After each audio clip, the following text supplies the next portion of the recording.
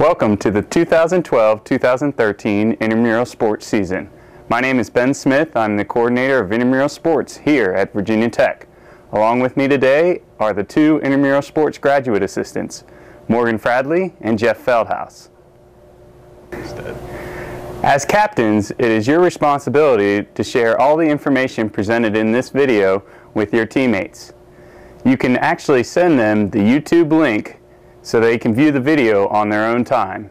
Also, under each sport on our website is the captain's information sheet. Make sure you review this prior to season play. The Intramural Sports program follows a game time is forfeit time policy. This means that if you don't have the minimum number of players required to start your game at the assigned game time, you will not be able to play that game. We suggest that all captains inform their teammates to arrive no later than 15 minutes before game time to ensure your team will be able to play. What's going on, guys? It's 5:30. Game time's forfeit time. Unfortunately, Maroon, you guys don't have enough players, so that means Orange, you're going to get the win. We have the rest of our team. They're parking right now over there. You can see them walking. I mean, my guys want to play, so we can wait for them to show up. We can't do that. Unfortunately, if we hold back this game, it's going to hold back the rest of the games. So, Maroon, you're going to have to default. Orange, you're going to get the win. It won't count officially as a game, but you guys have the field. You can scrimmage, play around until the next game starts. We'll just play. Yeah, we'll just play. As part of your team's registration fee, you paid a $20 forfeit bond. If your team plays all your regular season and playoff games without forfeiting, you will be able to request a full refund of this $20. Any team that has at least 50% of the required number of players on site at game time, but not the minimum required to start, will default that game. A default counts as a loss for that team and a win for the opposing team. During regular season, all teams are allowed one default without penalty. A second default during the regular season counts as a forfeit. A team with fewer players than required to default will forfeit their game at game time. Any team forfeiting during the regular season will have to pay a $20 forfeit bond reinstatement fee by 5 p.m. the second business day after the forfeit in order to stay in the league. For instance, a team forfeiting Monday night at 7:30 p.m. must pay the $20 forfeit bond reinstatement fee by 5 p.m. on Wednesday. This fee cannot be paid online, but must be paid in person in 142 McComas Hall. Any team that forfeits during the playoffs will be ineligible to receive a refund of their $20 forfeit bond. Any team that defaults during the playoffs will be eligible to receive only $10 of their $20 forfeit bond. Teams forfeiting or defaulting during the playoffs are eliminated from the playoffs, including the beginner playoff divisions. A team may call in a default no later than 3 p.m. on the day of their game by calling 540-231-8297. This will keep a team from having to show up to the game site with at least 50% of their team present, but will be treated as any other default. Again, the best thing you can do to ensure your team doesn't forfeit or default is tell them to be at the game site no later than 15 minutes before game time. Don't forget, game time is forfeit time! Once your team has arrived at the game site for your game, you and your teammates will need to check into the game with our intramural scorekeepers. These individuals are wearing bright green shirts, and there will be one station at each field of play. Your teammates can check into the game by presenting their Hokie passports to the scorekeeper and notifying him or her of your team name.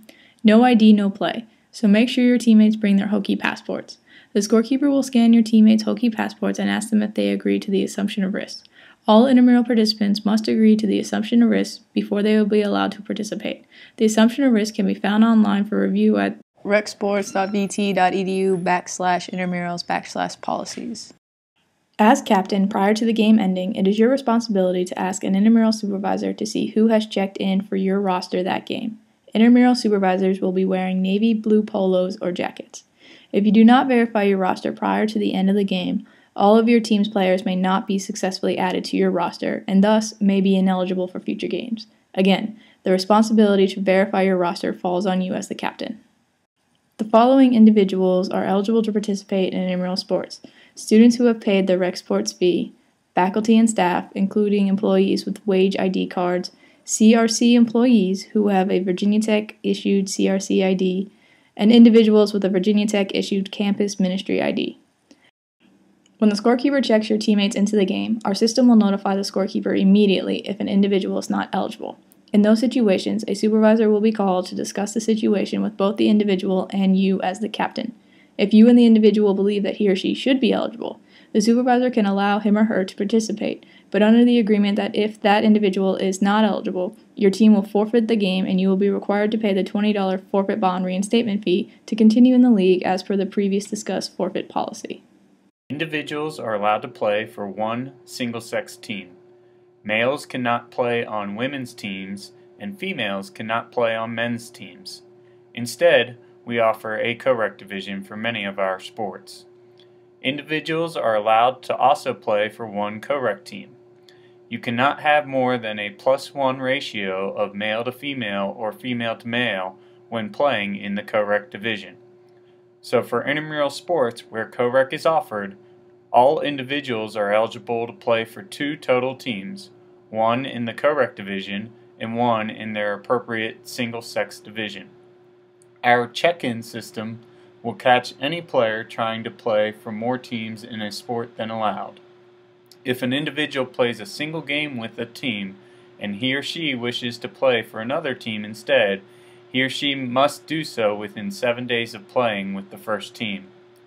The scorekeeper will ask the player if he or she wishes to delete him or herself from the first team roster prior to playing with the second team.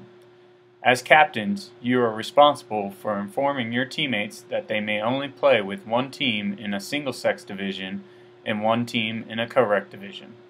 Team rosters are updated on a daily basis and posted online under the schedule's results link for each sport. So you can check there to ensure your teammates have not played with another team. There are no restrictions on the size of your roster. There are restrictions on the number of varsity athletes and sport club athletes that you may have competing for your intramural team. Varsity athletes are only allowed to participate in intramural sports that are not their allied varsity sport. Intramural teams are only allowed to have a certain number of varsity athletes on their roster at any one time. For this sport, that number is: a former varsity athlete is any athlete who has not been listed on the athletics roster for a minimum of 1 semester. Please note that 2 summer sessions count as 1 semester. The title of former varsity athlete stays with an individual for 5 years after last being listed on the varsity team. Former varsity athletes are allowed to participate in their allied intramural sport, but do count as part of the total number of varsity athletes on your roster. Sport club athletes are defined as anyone appearing on the recreational sports sport club rosters. Sport club athletes are only limited when participating in their allied intramural sport. For instance, an intramural soccer team can have an unlimited number of players from the sport club baseball team, but only a certain number of members from the sport club soccer teams. The maximum number of allied sport club athletes for this sport is: former or current professional athletes are defined as any athlete who was paid for playing a sport. Former and current professional athletes are ineligible to participate in their allied intramural sport. If you believe a team has ineligible players, you are able to file a protest. So next we are going to discuss our protest policies. If you believe a player on the opposing team is ineligible, you can submit an eligibility protest. In order to make this protest, it must be done no later than this time. Any players who show up to the game after this time must be protested immediately if you believe they are ineligible. For all eligibility protests, we suggest you submit your protest as soon as possible. Once you have submitted your protest to the supervisor will discuss the situation with the opposing team captain. If the player in question is removed for the remainder of the game, no further action will be taken. If the opposing captain believes the player in question should be eligible, the supervisor will then record all pertinent game information and provide you with a protest form that you must fill out and submit along with the $10 protest fee by 12 noon the day after the game in 142 McComas Hall. The Intramural Sports Coordinator will then rule on the protest. If you are correct, you will receive your $10 back. If you are incorrect, you will lose your $10 fee. If during the game you believe the referees made a rule misapplication, you can protest that rule misapplication prior to the next live ball. Ask the referee to stop the game and notify him or her that you wish to protest a rule misapplication.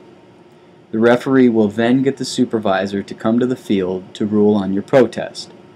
After hearing your account of the rule misapplication, the supervisor will discuss the situation with all referees involved and then make a final ruling.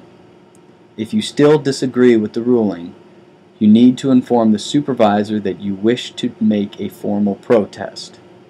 The supervisor will then provide you with the formal protest form, as described previously, and you will have until 12 noon the day after the game to submit your protest form in 142 McComas Hall along with your $10 protest fee.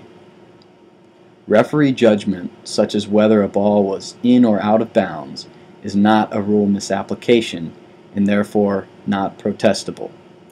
Again, if you are correct about your protest, you will receive your $10 back. If you are incorrect, you will lose the $10 protest fee.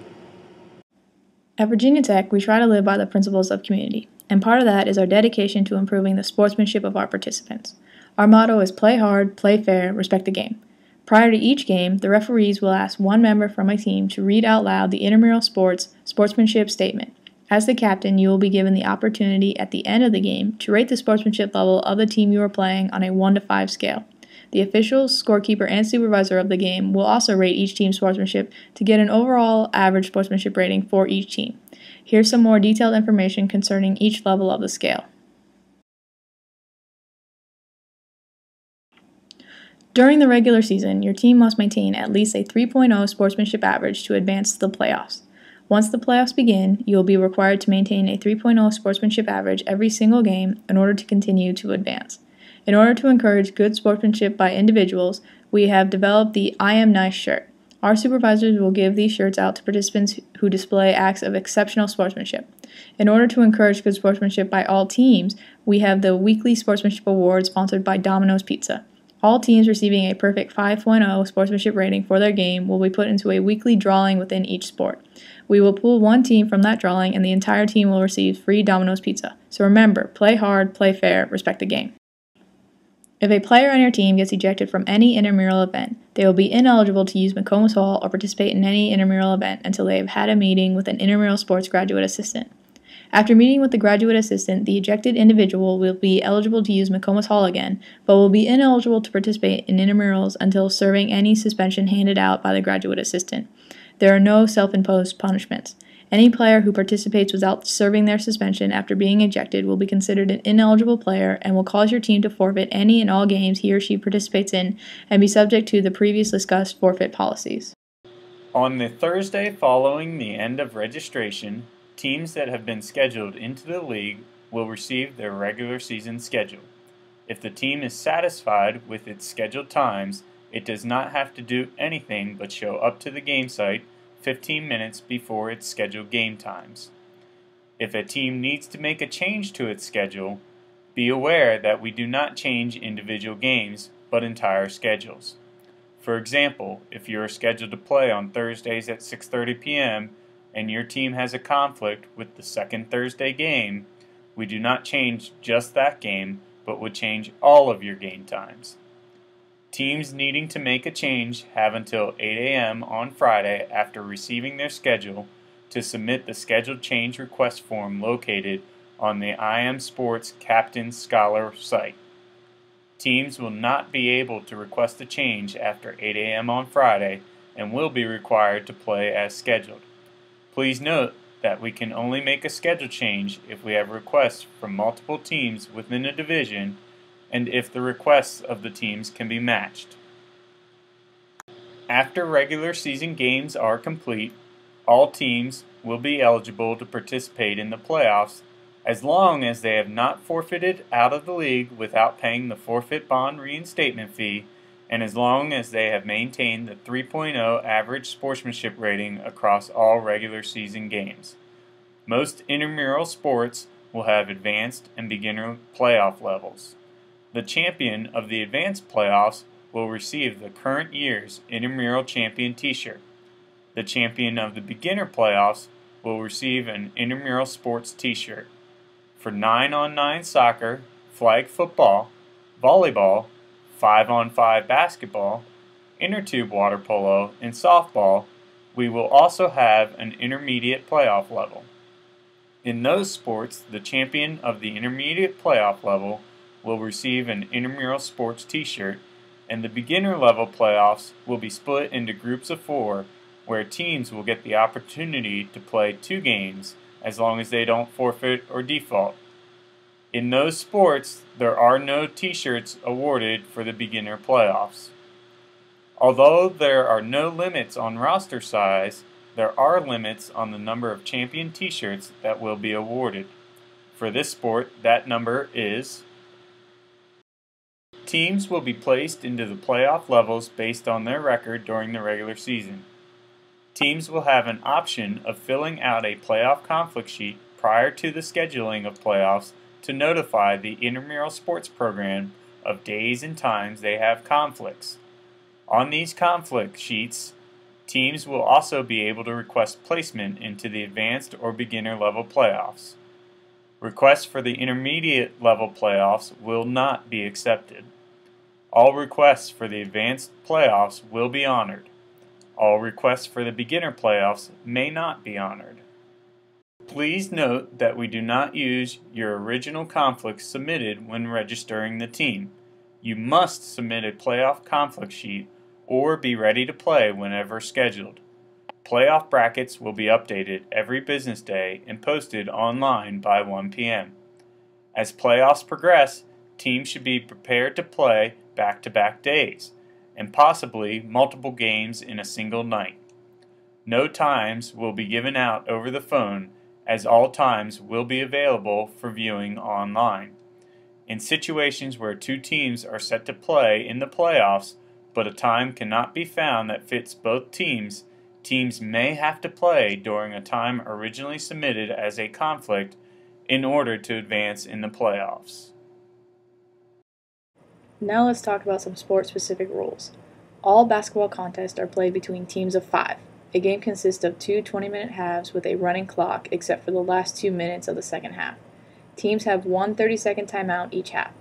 Due to time constraints and court availability, regular season games may end in a tie, but once we reach the playoffs, all games will be played until there is a winner. Please review the overtime rules as listed in the 5-on-5 basketball captain's information sheet posted online.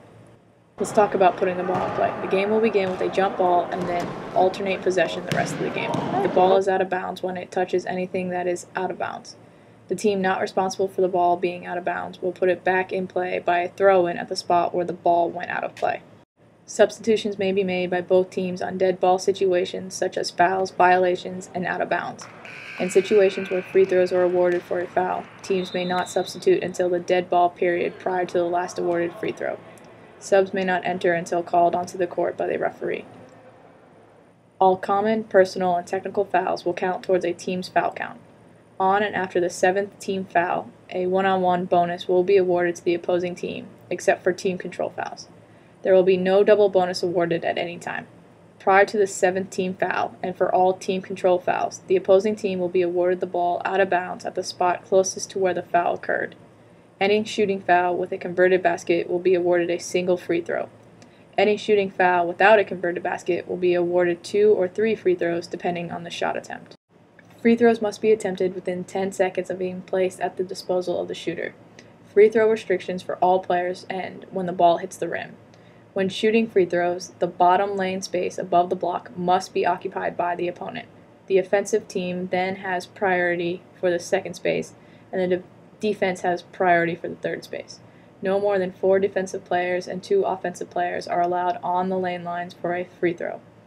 The spots below the block on either side must remain unoccupied.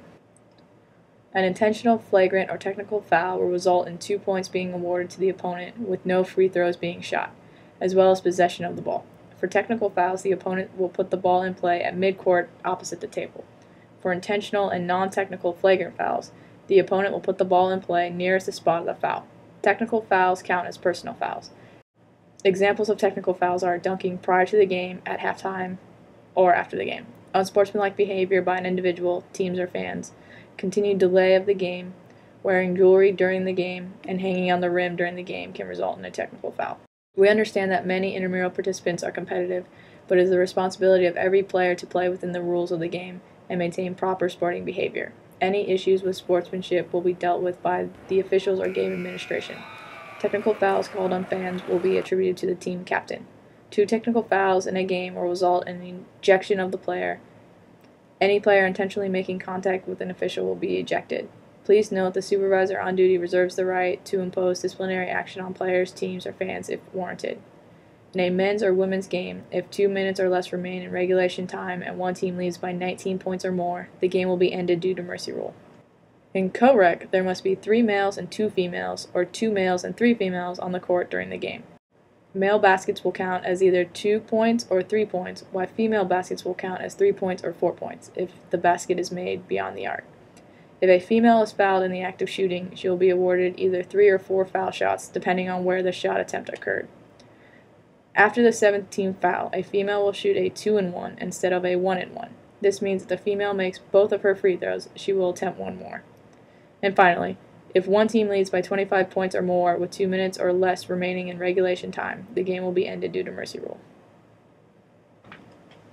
Lastly, please keep in mind that all 5-on-5 basketball contests will be governed by the National Federation of State High School Association rules unless we have specifically adapted a rule for our campus, in which case the rule will be outlined in the rule sheet posted on our website. All intramural 5-on-5 basketball games will be played in the War Memorial Hall gyms. Please be aware that there are parking restrictions on the drill field until 8 p.m. Make sure you park in designated spots only. Practice balls will be available for checkout from the scorekeeper on site using your Hokie passport, and all games must be played using an intramural sports game ball. Teams are required to show up to the courts with their own jerseys. All teams are required to have a white jersey and a jersey of some other color, and all jerseys must be numbered from 0 to 99. T-shirts with marker numbers are fine. Intramural Sports will not provide jerseys or pennies for checkout. Any team who does not have the required jerseys will be subject to forfeiture of the game. In the event where the home and visitor desire to wear the same color for the game, the home team must change to their other color. In case of inclement weather, call 540-231-6060 to check the Intramural Sports hotline. This hotline will be updated after 4 p.m. each day. In situations where games start on a night and inclement weather comes, the supervisor on duty will make all decisions concerning game status and will update the hotline if he or she has to cancel games. Games canceled due to inclement weather during the regular season will not be rescheduled. At the end of each game, the team captain will nominate one person from the other team as that team's MVP for the game.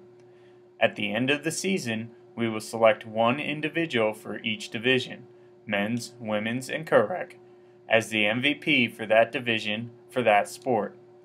That individual will be recognized at the end of the year award ceremony to be held at this time. We will also select one team per sport as the sportsmanship winner of that sport. Throughout the year, teams can earn points toward the Hokie Grail by filling in their Hokie Grail team information during registration. Throughout the year, Intramural Sports will send out surveys to participants to get feedback for our top 10 team names. Both the Hokie Grail winners and top 10 team name winners will be recognized at the awards ceremony. Captains who watch this video and complete the online test with a perfect score by 5 p.m. on the Monday after registration closes will be scheduled into the league based on when their complete registration was submitted. These teams will receive their schedule via email by 12 noon on the Thursday after registration closes. They will have until Friday at 8 a.m. to submit a schedule change request. Instructions will be outlined in the email containing the schedule on how to make that request. After Friday at 8 a.m., teams will not be able to request a schedule change.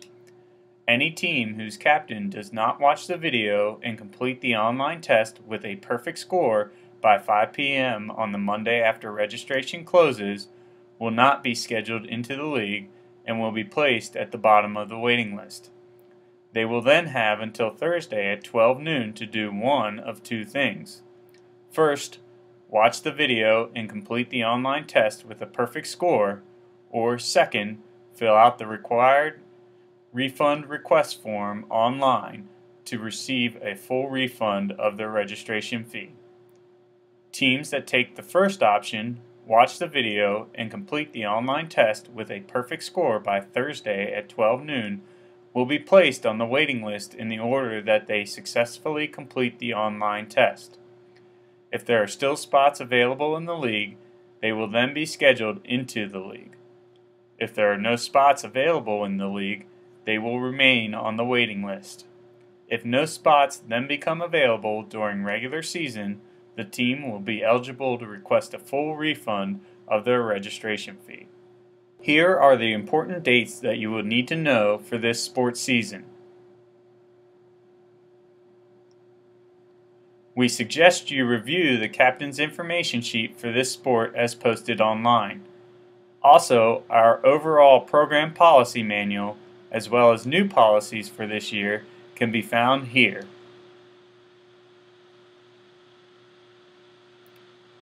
If you have any questions or problems, you can email us at imsports@vt.edu or call 540-231-8297 and ask for Ben, Jeff, or Morgan. Please be aware that sometimes emails from imsports@vt.edu will go to your junk email folder, so check it on a daily basis. Thank you. Have a great season, and don't forget, Play hard. Play fair. respect the game.